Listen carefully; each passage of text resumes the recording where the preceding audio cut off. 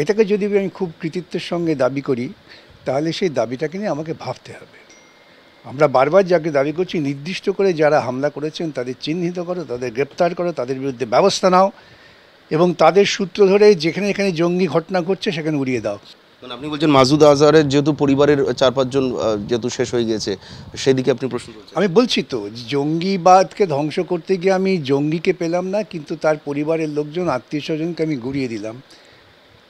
এটাকে যদি আমি খুব কৃতিত্বের সঙ্গে দাবি করি, তাহলে সেই দাবিটাকে নিয়ে আমাকে ভাবতে হবে।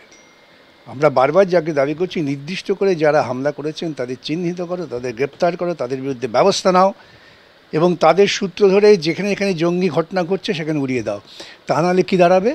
আজকে আফগানিস্তান দেখেছেন, আমেরিকা এত বছর যে যুদ্ধ চালালো, সব নাকি জঙ্গি মেরে দিয়েছে, আজকে শেষ পর্যন্ত তালিবানের হাতে ক্ষমতা চলে আসতে হলো। রাষ্ট্রীয় ব্যবস্থাগুলো পাড়ার ঝগড়ার মতো ভাবলে তো হবে না, একটু চিহ্নিত করে ভাবতে হবে। আপনি যে মন্তব্য করছেন এটা তো সেনাবাহিনীর দিকে প্রশ্ন উঠছে। না, মোটেই না। কেন সেনাবাহিনী যে দাবি করছে সে দাবি যৌক্তিকতা আছে, যে তারা মনে করছেন, কিন্তু পরিণতি কী হয়েছে? সেনাবাহিনী তারা মনে করেছেন যে তারা 10টা স্থলে আক্রমণ করেছেন, গুড়িয়ে দিয়েছেন। আমাকে তো অ্যাসেস করতে হবে। সেনাবাহিনীর কৃতিত্ব নিশ্চয়ই আনছে, তারা সেখানে গিয়ে সেগুলো ধ্বংস করতে পেরেছেন, কিন্তু আমি জঙ্গিদের কোথায় পেলাম? এখনও তো আমাদের দাবি রয়েছে জঙ্গিদের ঢোকে। আমি কেন আমার পাহেলগাঁয়ে ঘটনা ঘটলো তার কারণ বিশ্লেষণ করি, পেলাম না। পুলওয়ামায় ঘটনা ঘটলো তার বিশ্লেষণ করি, পেলাম না। তাহলে একের পর এক এই ঘটনা ঘটে যাবে আর আমরা সৈন্যবাহিনীকে তাতিয়ে দিয়ে, কিছু স্থানকে গুড়িয়ে দিয়ে, কিছু মানুষকে খুন করে দিয়ে এসে বলবো যে আমরা খুব কৃতিত্ব করেছি। ভারতবর্ষের সেনাবাহিনী সেটা বলেনি। সেনাবাহিনী বলেছে যে আমাদের নির্দিষ্ট লক্ষ্যমাত্রা ছিল, সেটাকে আমরা ব্যবস্থা নিয়েছি। তারা নিশ্চয়ই ব্যবস্থা নিয়েছেন, ঠিক ব্যবস্থা নিয়েছেন, কিন্তু পরিণতিটা কী দাঁড়ালো, এইটাই বক্তব্য। অর্থাৎ অপারেশন নিয়ে নয়, পরিণতি নিয়ে আপনার প্রশ্ন রয়েছে। অপারেশন যাওয়া যে ঠিক আছে, কিন্তু তার মধ্যে দিয়ে আমরা জঙ্গিদের ধরতে পারলাম না। তাহলে এখন আমাদের কাজটা অধরা রয়ে গেছে। জঙ্গিদের খুঁজে বার করা, তাদের নিয়ে নির্দিষ্টভাবে খুঁজে নিয়ে আসা, এবার দেখতে হবে। তো কিন্তু কৃষ্ণবাবু, এই অপারেশন সিন্দুরে আপনার ব্যক্তিগতভাবে কি মনে হয় ভারত কূটনৈতিকভাবে কতটা সফল হয়েছে? কূটনৈতিক এবং রাজনৈতিক দুটো প্রশ্নই করছি। দেখুন, আমি আবারও বলি, আগেও বলেছি, যে টেররিজমকে রোখা মানে কিন্তু জঙ্গিবাদকে প্রশ্রয় দেওয়া নয়। টেররিজমকে রুখতে হবে, কারণ টেররিজম একটা নির্দিষ্ট রাজনীতি। সেই রাজনীতিটার জন্ম নেয় মৌলবাদ থেকে।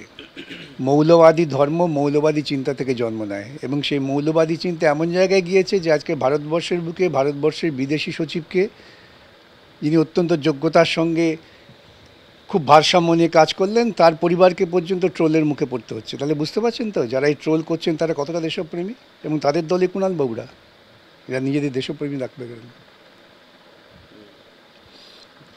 সন্ত্রাসবাদের বিরুদ্ধে লড়তে গেলে সন্ত্রাসবাদের জন্মের যে মূল কারণ, সেটাকে লড়তে হবে। আপনি কি এখনো যুদ্ধের পক্ষে না শান্তির পক্ষে? কোনো সুচিন্তিত মানুষ যুদ্ধের পক্ষে হতে পারেন না। যুদ্ধে কার ক্ষতি হয়? যুদ্ধে ক্ষতি হয় কিন্তু সাধারণ নিরীহ মানুষ। ওই সীমান্ত অঞ্চলে এই সময় কতজন নিরীহ মানুষ মারা গিয়েছেন আপনারা দেখেছেন? এই নিরীহ মানুষগুলো, তাদের প্রাণ চলে গেল। সন্ত্রাসবাদ কি দমন হলো? হলো না। কিন্তু পাকিস্তান যখন বারবার ভারতকে আক্রমণ করছে, পাকিস্তান থেকে পাক স্পন্সর্ড যারা টেরোরিস্ট পাঠানো হচ্ছে, ভারতকে বারবার আক্রমণ করা হচ্ছে, রক্তাক্ত করা হচ্ছে। ভারতবর্ষকে বারবার যদি পাকিস্তান আক্রমণ করে, তাহলে বলুন পাকিস্তান আক্রমণ করেছে। আমরা তো বলছি যে পাহেলগাঁয়ে ঢুকলো কারা? তারা সন্ত্রাসবাদী। আমাদের বক্তব্য, এই সন্ত্রাসবাদকে পাকিস্তান মদত দিচ্ছে। তো তাই যদি বক্তব্য, তা পাকিস্তানকে সরাসরি আমি ডিপ্লোম্যাটিক্যালি ধরবো না কেন? বলা হচ্ছে পাক স্পন্সর্ড টেরোরিস্ট। তাই তো তুমি বলছো, বলে দিলে তো পাক স্পন্সর টেররিস্ট, তাহলে আমি পাকিস্তানের সঙ্গে ডিপ্লোম্যাটিক্যালি এটা নিয়ে আলোচনা করবো না কেন? আজকে তো আমি ডিপ্লোম্যাটিক্যালি সিজফায়ারে গেলাম, তাহলে ডিপ্লোম্যাটিক্যালি আমরা কেন, ঠিক আছে আমার সঙ্গে পাকিস্তান কথা বলছে না, আমরা তো আন্তর্জাতিক স্তরে কথা বলাতে পারি। যখন কানাডা অভিযোগ করলো ভারতবর্ষের বিরুদ্ধে যে তোমার স্পন্সার্ড টেররিস্টটা আমার দেশে এসে খুন করছে, তো কি কানাডা বলেছে ভারতবর্ষের বুকে আমি এক্ষুনি পাঠিয়ে দেবো বিমান? তা তো নয়। তারা ভারতবর্ষকে বলেছে, কথা বলেছে। আপনি বলবেন ভারতবর্ষ কথা শোনে, পাকিস্তান শোনে না। তাহলে পাকিস্তানের সঙ্গে আন্তর্জাতিক স্তরে যাদের কথাবার্তা আছে তাদের আমরা পার্সিউ করতে পারতাম। এগুলো ডিপ্লোম্যাটিক লেভেলে হয়। অত সহজে দুম করে অস্ত্রযুদ্ধে নামলে পরে কিন্তু কোনো দেশেরই লাভ হয় না। এটা বুঝতে হবে। না, তাহলে পাক স্পন্সর টেরোরিজমের রিপ্লাই কি হতে পারে বা কূটনৈতিক আলোচনা? আমি সেটাই তো বলেছি, খুঁজে বার করো, পাকিস্তানকে বলো যে আমার কাছে খবর আছে যে তোমার এই এই জায়গা থেকে টেরোরিজম স্পন্সার্ড হচ্ছে। সেটা তো অসংখ্যবার ভারত করেছে। ভারত অসংখ্যবার পাকিস্তানকে তথ্য প্রমাণ পাঠিয়েছে যে আপনাদের এখানে এতগুলো টেরোরিজমের ঘাঁটি রয়েছে, টেরোরিস্টের ঘাঁটি রয়েছে, এগুলোকে গুঁড়িয়ে দেওয়া হোক। পাকিস্তান কোনো রকম পদক্ষেপ না করাতেই কোথায় পেলেন? অসংখ্যবার জানিয়েছি ডিপ্লোম্যাটিক স্তরে। এটা বিদেশ মন্ত্রক থেকে কী বলা হয়েছে? বিদেশ মন্ত্রক থেকে বলা হয়েছে যে পুলওয়ামা ঘটনার পাকিস্তান স্পন্সার্ড হয়েছে? কোনো ব্যাখ্যা দেওয়া হয়েছে বিদেশ মন্ত্রক থেকে? আবেগে ভাববেন না। পুলওয়ামা ঘটনা ঘটলো, তার পরিণতি কী, কারা দায়ী? আসেনি। আবার পাহেলগাঁয়ে ঘটনা ঘটলো, আমার ২৬ জন নিরীহ ভারতবাসী খুন হয়ে গেলেন। যারা করলেন তারা সন্ত্রাসবাদী। তো তাদের যদি পাকিস্তান মদদ দিয়ে থাকে, তাহলে তো নিঃসন্দেহে আমাদের উচিত পাকিস্তান, আবারও বলি, ডিপ্লোম্যাটিক স্তরে কথাবার্তা ঠিক করা। দুটো দেশ যদি যুদ্ধে নেমে যায়, কার লাভ? লাভ কার হলো? ট্রাম্পের? লাভ হলো রাফেলের।